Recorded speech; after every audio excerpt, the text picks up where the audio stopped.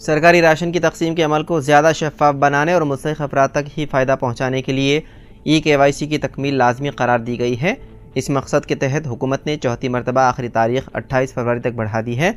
अगर इस मुकर्ररा वक्त में तस्दीक़ी अमल मुकम्मल ना किया गया तो मुतालिका अफराद के नाम राशन कार्ड से हदफ कर दिए जाएंगे और उन्हें राशन की फराहमी बंद कर दी जाएगी। KYC का अमल राशन दुकानदार की POS मशीन के जरिए मुकम्मल किया जाएगा, जिसके लिए हुकूमत गुज़िश्ता 2 साल से आवाम को आगाह कर रही है। हुकूमत की जानिब से दी गई आखिरी तारीख 28 फरवरी करीब है, लेकिन अभी तक 32% से ज़्यादा मुस्तहिक़ीन ने तस्दीक़ी अमल मुकम्मल नहीं किया है। हुकूमत ने कहा कि KYC कराने में अदम दिलचस्पी का मुजाहरा करने वालों के राशन की फराहमी अगले महीने से रोक दी जाएगी।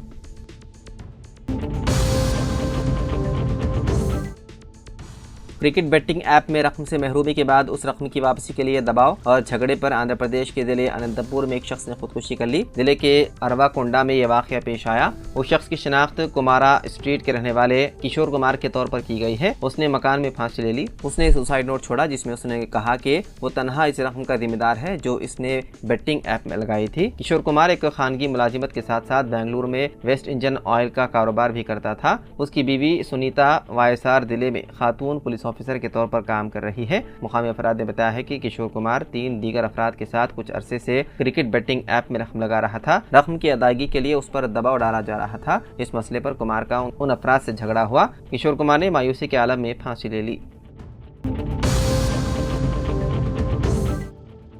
हैदराबाद के मदाफाती इलाके शमशाबाद की आउटर रिंग रोड पर चंद नौजवानों ने अपनी कारों के जरिए खतरनाक करतबबाजी की और रेसिंग का मुजाहरा किया। बताया जा रहा है कि ये वाक़या इतवार की सुबह पेश आया, जब नौजवानों ने तेज रफ्तार कारों के साथ खतरनाक स्टंट्स किए। ये पूरा मंजर करीब में लगे CCTV कैमरे में कैद हो गया और कुछ ही देर में ये वीडियो सोशल मीडिया पर वायरल होगी। वीडियोस में देखा गया है कि नौजवान बगैर किसी एहतियाती तदाबीर के अपनी जान और दूसरों की जिंदगी को खतरे में डाल रहे हैं। सोशल मीडिया पर लोगों ने शदीद रद्द-ए-अमल का इजहार किया। कई सारिफीन ने कहा कि ऐसे नौजवानों पर फौरी कार्रवाई की जाए ताकि मुस्तकबिल में कोई बड़ा हादसा ना हो। बाद लोगों ने पुलिस को यह भी मशवरा दिया है कि इन हरकत को नज़रअंदाज ना किया जाए और नौजवानों के खिलाफ सख्त कार्रवाई की जाए ताकि आइंदा कोई और इस तरह की गैर जिम्मेदाराना हरकत ना करे।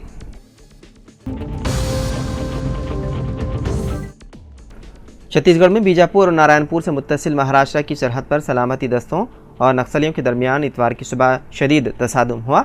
इस तसादुम में 12 से ज़्यादा नक्सलियों के मारे जाने की खबर है। कार्रवाई के दौरान 2 जवान भी शहीद हुए हैं, जबकि 2 दीगर जख्मी हैं। जख्मियों को बहिफाजत वापस लाने के लिए जगदलपुर से हेलीकॉप्टर भेजा गया।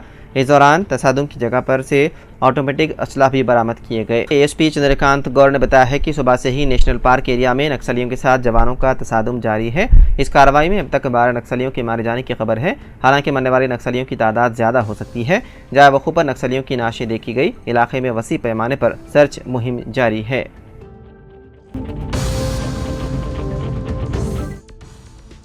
हैदराबाद के इलाके टोली चौकी में उस वक्त कशीदगी देखी गई जब हफ्ते की रात जायदाद के मसले पर 2 ग्रुपों में तसादुम हुआ और फायरिंग हुई। पुलिस के मुताबिक गोलकुंडा के रहने वाले शकील खान और निजाम कॉलोनी टोली चौकी के रहने वाले अख्तर के दरमियान अरादी का तनाज़ा चल रहा था। हफ्ते की रात तकरीबन 11 बजे अख्तर और शकील इस मामले पर बात करने के लिए मिले, जब उनके दरमियान झगड़ा हुआ। जल्द ही एक हुजूम आया और मुबैना तौर पर अख्तर की रिहाजगाह पर हमला कर दिया। इत्तला मिलते ही मुकामी पुलिस मौके पर पहुंची, ताहम लोग वहां से फरार होने में कामयाब हो गए। बताया गया है कि इस तसादुम के दौरान 5 से 6 राउंड गोलियां चलाई गई। पुलिस ने हथियार को अपने कब्जे में ले लिया और इस सिलसिले में मुकदमा दर्ज करते हुए मसरूफ तहकीकात है।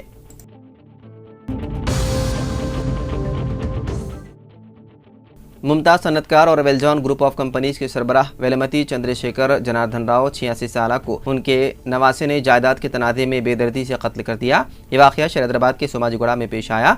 आंध्र प्रदेश के एलूरू इलाके के रहने वाले जनार्दन राव कई सालों से सोमाजीगुड़ा में मुकीम थे।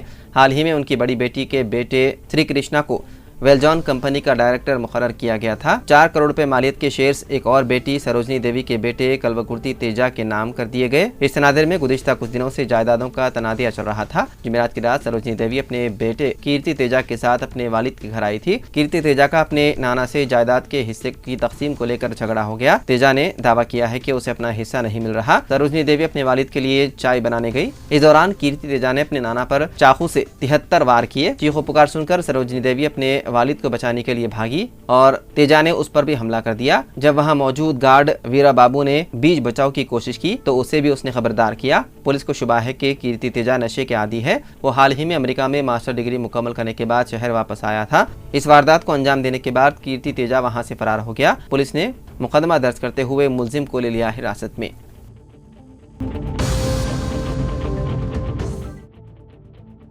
इलेक्शन कमीशन ने तेलंगाना में नए राशन कार्ड्स के लिए दरख्वास्तों की वसूली को फौरी तौर पर रोकने से मुतालिक मुख्तलिफ चैनल्स और अखबारात की जानिब से फराहम की जाने वाली इत्तलात को गलत करार दिया और वादे किया कि रियासत में नाफिज MLC इंतखाबात के ज़ाब्ते अखलाक के पेश नज़र इलेक्शन कमीशन ने ऐसी कोई हिदायत जारी नहीं की है। गुज़िश्ता रोज़ हुकूमत ने ऐलान किया था कि नए राशन कार्ड्स के अहल अफराद कल यानी के हफ्ते से मी सेवा मराकज़ के जरिए ऑनलाइन दरख्वास्तें दे सकते हैं। इसके अलावा पुराने राशन कार्ड्स में ख़ानदान के नए अफराद के नाम शामिल करने और दीगर तब्दीलियाँ करने की भी इजाज़त देने का फैसला किया था। इस खुसूस में महकमे सिविल सप्लाईज ने मी सेवा डायरेक्टर को जुमे के रोज़ एक मकतूब भी रवाना किया था। ताहम हफ्ते को रियासत भर में नई दरख्वास्तों को तकनीकी वजह से मी सेवा सेंटर पर कबूल नहीं की गई।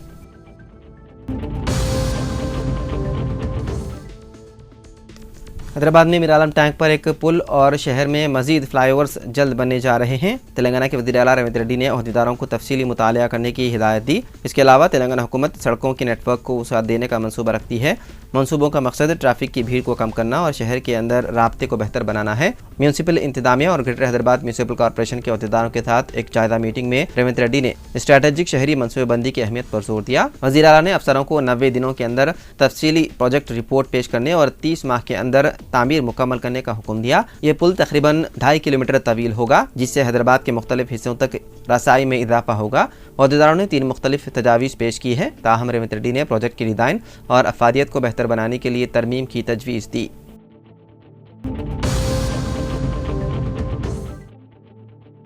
Telangana state road transport corporation के मैनेजिंग डायरेक्टर VC सज्जना ने बस भवन में फील्ड सतह के मुलाजिमीन और अहदेदारों के साथ एक वर्चुअल मीटिंग मुनक़्क़िद की, जिसमें तंजीमी कारकर्दगी, संक्रांति ऑपरेशंस, मुलाजिमीन के फलाह बहबूद और ख़वातीन के लिए RTC बसों में मुफ्त सफ़र की महालक्ष्मी स्कीम पर तवज्जो दी गई।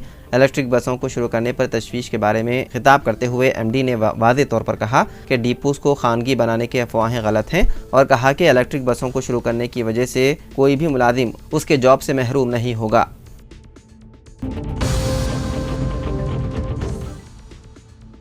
ज़िंदगी में आसरा पेंशन के लिए दरख्वास्तें देने वाले अफराद को मरने के बाद पेंशन मंजूर हुआ, जिससे मुतासरा ख़ानदान हैरत ज़दा हो गए। कापरा सर्कल में 2022 में आसरा पेंशन के लिए अहल अफराद ने दरख्वास्त दाखिल की। उनमें 191 अफराद को पेंशन मंजूर हुआ। सर्कल हुकाम ने फहरिस्त जारी की। इस फहरिस्त में ऐसे 32 अफराद हैं जिनका इंतकाल हो गया। सरकारी मिशनरी की सुस्त रवी कार्रवाई में गफलत और लापरवाही पर अवाम बरहम और नाराज़ हैं। उनका कहना है कि ज़िंदगी में पेंशन दरख्वास्तें दी गई थी, मगर मुतालिका हुकाम ने दरख्वास्तों की यकसोई के लिए 3 साल लगा दिए। पेंशन का इंतजार करते 32 अफराद की मौत हो गई। अब उन्हें पेंशन मंजूर करना मुस्तहिक़ अफराद से नाइंसाफ़ी के बराबर है। हुकाम की गफलत और लापरवाही पर अवाम बरहमी का इजहार कर रहे हैं।